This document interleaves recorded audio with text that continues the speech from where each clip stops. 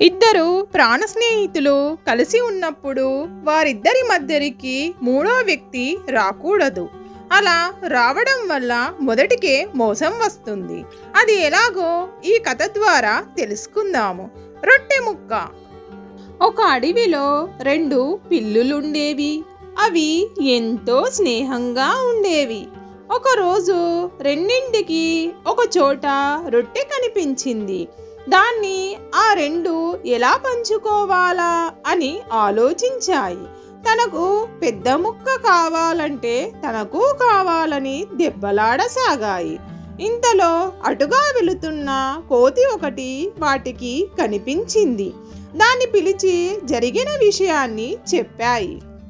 అప్పుడు ఆ కోతి, ఓస్ ఇంతేనా, మీకెందుకు, నాకు విడిచిపెట్టండి అని చెప్పి రొట్టెను తన చేతుల్లోకి తీసుకుంది కోతి. ఎక్కడి నుంచో ఒక త్రాసు తెచ్చింది. రొట్టెను రెండు ముక్కలు చేసి త్రాసులో రెండు వైపులా పెట్టింది.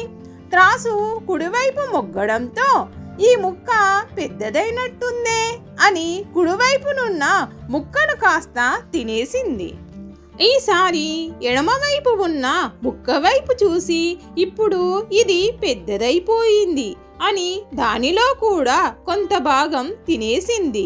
ఇలా ఒక్కో ముక్క కొంచెం కొంచెం తినేస్తూనే వాటికి రొట్టెను పంచుతున్నట్లు నాటకమాడింది. కోతి తినేస్తుంటే బాధగా ఉన్న తమకు సమానమైన ముక్కలు వస్తాయని పిల్లులు మాత్రం ఆశగా చూడసాగాయి. చివరికి కోతి రొట్టె మొత్తం తినేసి ఎంచక్క తన దారిన తాను వెళ్ళిపోయింది. అప్పటికి గాని పిల్లులకు తాము చేసిన తప్పు అర్థం కాలేదు. స్నేహితులమై ఉండి కూడా చిన్న రొట్టె ముక్క కోసం తగవులాడుకున్నా ఎలాగో అలా పంచేసుకుని ఉంటే అది మన మధ్యనే ఉండేది. ఇద్దరము తినక మొత్తం రొట్టెను కోతిని పిలిచి మరీ ఇచ్చాము అని తమకు తామే నిందించుకొని బాధపడ్డాయి. మీకు ఈ కథ నచ్చినట్లయితే లైక్ చేయండి, మీ ఫ్రెండ్స్కి షేర్ చేయండి. మరిన్ని కథల కోసం కథా సమయాన్ని సబ్స్క్రైబ్